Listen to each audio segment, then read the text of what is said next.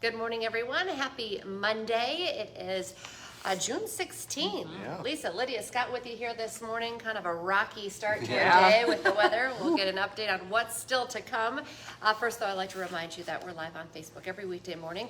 Stays on your feed, though, throughout the day, so you can watch it whenever it works best for you, or listen to it as a podcast at inform.com/podcast. Just look for the Inform Minute. All right, we were doing first news this morning, and then all of a sudden we started hearing the rain come down, and then we started hearing the hail. We started hearing more tinking. Yeah, we're like, Yep. oh. And here, and we're like, oh, that sounds like hail. Yep, did get some small pea-sized to about dime-sized hail here in the studio, at the studio. Lewis and Clark Elementary School, it's kind of by South High, a little bit to the north of 94 between University and 25th here in Fargo. Did get quarters. Wow. So Yeah. That's pretty good size. that's 1 inch hail. Yep. Do some damage. Did just get a picture too from the Crystal Lake area near Burgess, Minnesota, of quarter size 1 inch hail also. Okay. So we've got some hailers out there.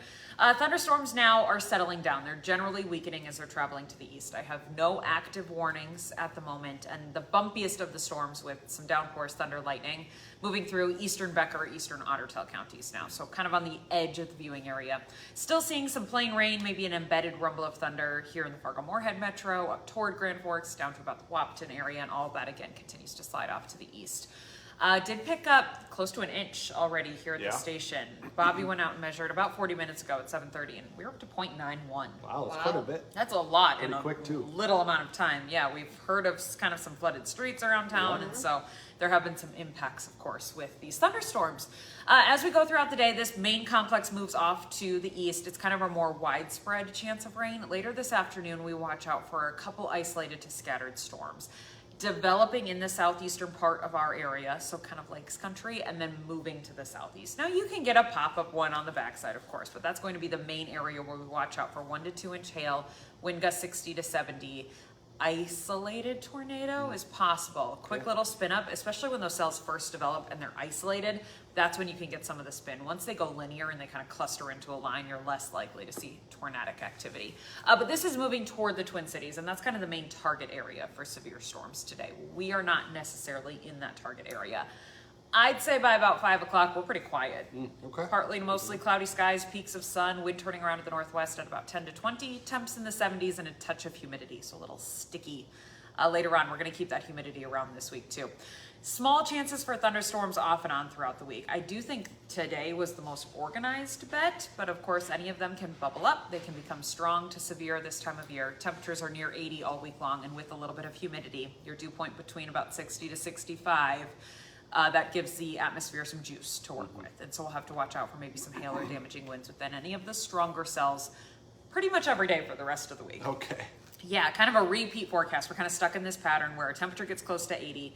Again, we're going to be a little sticky, and then we have the small chances for thunderstorms. Weekend right now looking a little toastier, mid to upper 80s. Okay. I don't see much for storm chances, so if you're eyeballing a lake weekend, I'd say hopefully this weekend looks like a good one. Fingers crossed. Just getting a delivery.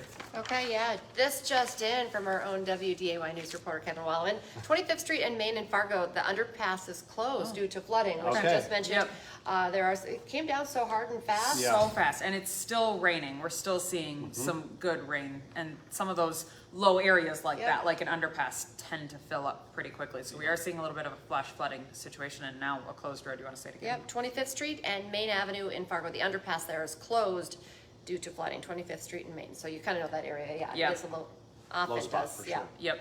And it's a busy time to be on the Yeah, roads at definitely. 8:13 in the morning. Everyone's so trying to get places and that kind of thing. I think Yeah. 8th Street and Moorhead also had some, We heard, kind of shoulder of the road Yep. flooding going on Yep. there. So lots of the splashing up as you drive yes, through very it. much so.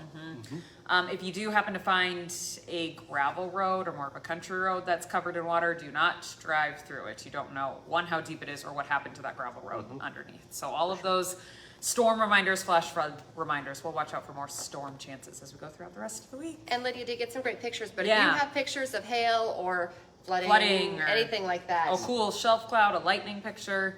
We love to see all of that. Yeah, I shared some good hail pictures on my Facebook and on TV if you want to go check those out. sure. Okay, that's That's all. great. Thanks, All guys. right. Thanks for the update, Lydia. Appreciate it. Okay, well, new overnight, big story we've been tracking for you. The manhunt is over. The man who shot 2 Minnesota state lawmakers was taken into custody. 57-year-old Vance Bolter is accused of assassinating House Speaker Melissa Hortman and her husband and shooting State Senator John Hoffman and his wife. Bolter was posing as a police officer when he attacked the legislators at their own homes Saturday morning. He was arrested Sunday night near his home in Green Isle, that's southwest of Minneapolis. He's facing 2 counts of second-degree murder and 2 counts of attempted second-degree murder. He's being held at the Hennepin County Jail on $5 million bond. He'll make his first court appearance at 1:30 this afternoon. So, of course, stay with WDAY News and Inforum.com for the very latest. A huge story, still crazy. developing.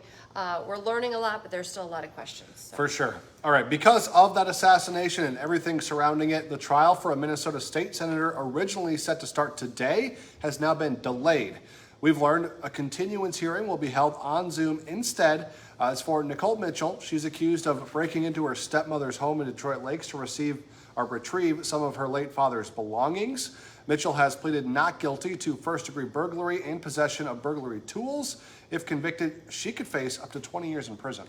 And we're tracking breaking news just into our WDAY newsroom this morning. One person is hurt after handling a handgun when it accidentally went off in a Grand Forks apartment. It happened just before 2 this morning at an apartment just off 5th Avenue North near the Loaf and Jug. One person was taken to the hospital with injuries. That person is expected to recover, but this incident is still under investigation. All right, because of the weather today, you're going to have to wait one more day to get into the Island Park pool. It's been, like a 2-year project or so, and people are looking forward to getting in there today. But of course, Mother Nature sometimes has her own plans. So they're delaying a grand opening celebration for Island Park pool. That's going to now be happening tomorrow. So stay tuned for updates on the schedule for that and what that's going to look like. But it's not happening today, happening tomorrow. Happening today, world leaders, including President Donald Trump, are in Canada for the G7 summit, and they have a lot to talk about. President Trump is set to meet with the Canadian Prime Minister before the summit officially begins. Several other leaders are hoping to meet with Trump as well and try to talk him out of imposing tariffs. Of course, the deadly fighting between Israel and Iran is also expected to be a big topic of discussion. The summit goes through tomorrow. All right, the NBA Finals are headed back to Oklahoma City tonight. The Thunder and Pacers are tied up at 2 games apiece. You can watch Game 5 on WDAY tonight. Coverage of the game, Game 5, starts at 7 o'clock this evening. And Talking Sports, Hot Mike is on this morning, 9 to 11 on WDAY Extra. Today, hear about a pair of Bison football commits for the class of 2026, plus a preview of this week's Red River Amateur Golf Tournament. Hot Mike is live from 9 to 11 on WDAY Extra and also streaming on Inforum.com. Don't forget, for just 99 cents a month for your first 3 months, get an all-access pass to our website, Inforum.com. Just go to Inforum.com/subscribe to get that deal. And join us for our next newscast, tracking this rain. We'll have some probably new rain reports for you. 11 o'clock this morning, an hour-long newscast, and then again this afternoon at 4, 5, 6, 9, and 10. And we'll be back with First News tomorrow morning from 5 to 7 to get you the latest news and weather headlines. So we'd love to have you join us then. Have a great day, everyone.